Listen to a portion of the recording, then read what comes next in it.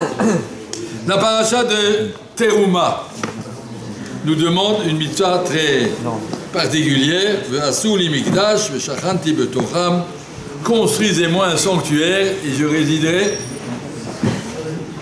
en eux. Le Midrash dit, tout le monde connaît, Betochol oneemar et la betocham. Il n'y a pas marqué faites un Mikdash et j'habiterai dans ce Mikdash. Faites un Mikdash, j'habiterai à l'intérieur, Betochol chez Kol Echad Vechad. On sera, Akadosh Baruch Hu nous demande de construire un Mikdash à l'intérieur de chacun. Il y a une chanson comme ça, Bilvavi, Mishkan, Evne. Vous connaissez cette chanson? En tout cas, chacun doit se construire son Mishkan. Le Mishkan, ce n'est pas quelque chose de national et collectif. Chacun type Tocham. Chacun doit fabriquer de sa personne un Mishkan. Je vous donne un exemple pour qu'on comprenne bien. Un exemple, vous comprenez bien, un Mishkan, c'est le Haron, après il y a un rideau, après il y a le Menorah, le Shulchan et le Mizbeach Aktoret, il y a un rideau, et après il y a le Chatzer dans lequel il y a le Mizbeach des Korbanot. La personne humaine, c'est la même chose. La Torah, elle est dans le Moach, partie supérieure, le cerveau, et le Mechitza. Après il y a les yeux, la menorah, le nez, le Torah, la bouche, le Shulchan. Après, il y a le Mechitza. Après, le système digestif, c'est le Mizbeach sur lequel on brûle tous les korbanot. Donc, un homme, il est à l'image du Mishkan, ou le Mishkan à l'image de l'homme, comme on veut. Parce que l'homme, c'est les Elohim, le Mishkan, c'est le Mishkan à Elohim. Enfin, quelque chose, vous faites ça comme vous voulez. On te demande, le Shachanti Betocham, essaye de faire de ta personne un Mishkan. Quand tu manges, il y a un korban sur le Mizbeach. Quand tu regardes, c'est la menorah qui regarde. Je vais vous donner un exemple sur cette menorah. Il y a marqué le Mizbeach, non, le Shulchan symbolise la richesse. La menorah symbolise la Chokhmah. Quand tu rentres dans le Mishkan, tu auras devant toi le Mizbeach Aktoret, à droite le Shulchan et à gauche la menorah. Or, nous savons,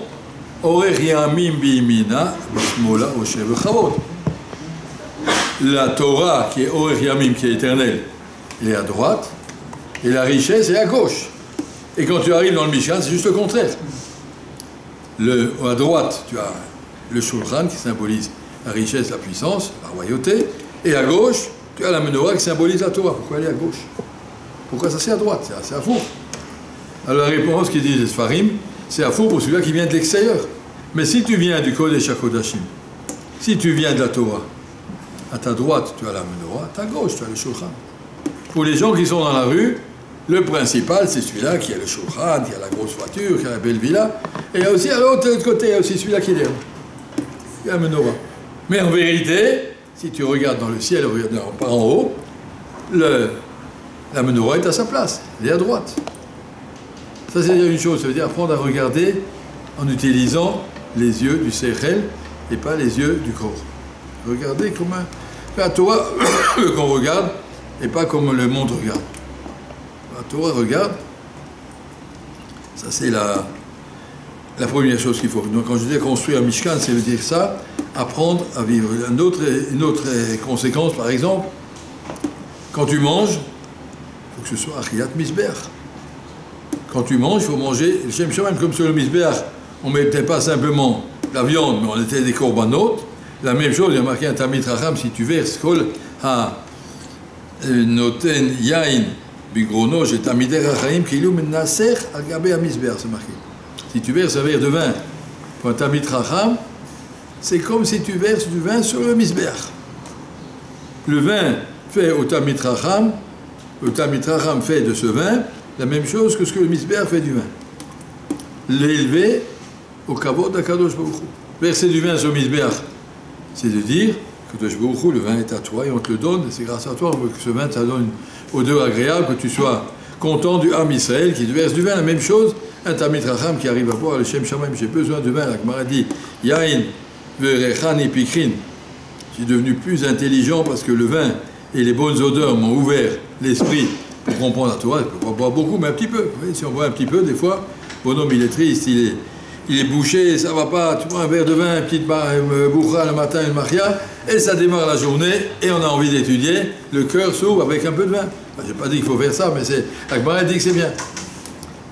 On est des Talmidei Chachamim, le matin, en arrivant au collège, ils sont des flacons de parfum, et ils sont. S'ils ont dit que les parfums, ça ouvre l'esprit, eh bien, il y a des flacons de bonnes herbes parfumées. Ils sont ça pour faire démarrer la journée. En tout cas, c'est ce qu'on veut dire ici. Le verser du vin sur le misbéach, ça peut se faire. Et chacun qui veut être, comme il dit le Torah, il veut essayer d'être un mishkan, il doit savoir quand il mange, manger le Shem Shamayim. Apprendre à comprendre, je mange comme on met des ma'achalim sur le misbéach. Et sur le misbéach, on met des ma'achalim qui sont mangés, le Shem Shamayim, Birchot, Akadosh, Baruch Hu, un David Racham, quand il mange, il doit manger parce que je sais que j'ai besoin de force pour pouvoir étudier. Je ne peux pas étudier si je ne mange pas. Je ne mange pas parce que c'est bon, ni parce que ça me plaît, ni parce que c'est des copains à table, ni pas. Je mange comme on met du manger sur le misbéach. Ce qu'on a besoin, sur le misbéach, il y a un avoda de achila, c'est une avoda. On ne va pas à table comme ça. Tiyat Yadayim d'abord. Ce n'est pas Rechitsat Yadayim, des Tila. J'élève mes mains. C'est où il est Rem Kodesh. J'élève mes mains, je ne veux pas. Il y a des animaux, ils se baissent. Et la mangeoire, ils mangent. Ma baisse vers la soleil. Moi, je contraire. Je lève le manger vers moi. J'essaye de manger Shem Shamayim. Et le manger, je l'élève vers moi. Il y a dans les aliments, sans qu'on sache exactement ce que c'est, mais il y a des nitzotzot et des neshamot qui sont emprisonnés là-dedans et qui se libèrent à travers les brachot qu'on fait, Yad Yadayim, Otzilechem min haaretz, et ensuite la birkat, et tout ça si tu manges le Shem Shamayim. Combien de Kedusha peut se trouver quand tu manges Shabbat, une Seudat de Shabbat. Il y a des gens même qui vont au tige parce que, ouais, en tout cas c'est le principe de l'idée, ça veut dire on libère des neshamot qui sont là emprisonnés dans ces aliments, et ça se fait seulement sur le misbéach. Un homme doit apprendre à manger comme un misbéach, le Shem Shamayim. Toute kavana lo lishma dans un korban est possède le korban. La même chose dans l'achila, c'est très difficile. Ils disent dans les Sfarim, c'est plus difficile de manger le kavana tova que de faire la hamida. Le kavana tova, la hamida, ça va, tu pries. Mais manger, il y a un grand concurrent qui veut manger en même temps que toi. Moi, je veux manger le Shem Shamayim, mais le gouffre, il veut manger aussi. Le Shem Sous, c'est mon sous, il veut manger aussi. Allez, apprendre à gérer ça, c'est une grande avoda, c'est Vachachan Tibetocham. Tout ce Mishkan qu'on a ici, c'est pas simplement ce qu'il fallait faire dans le désert une fois pour essayer de sentir qu'on a un shrina autour de soi, c'est un travail individuel. Vachachan Tibetocham, essaye de comprendre combien Akadosh Baruch Hu estime une personne humaine. Chaviv Adam, Shenivra Betzelem, dit la Mishnah. Mishnah Pirkei Avot. Tout homme.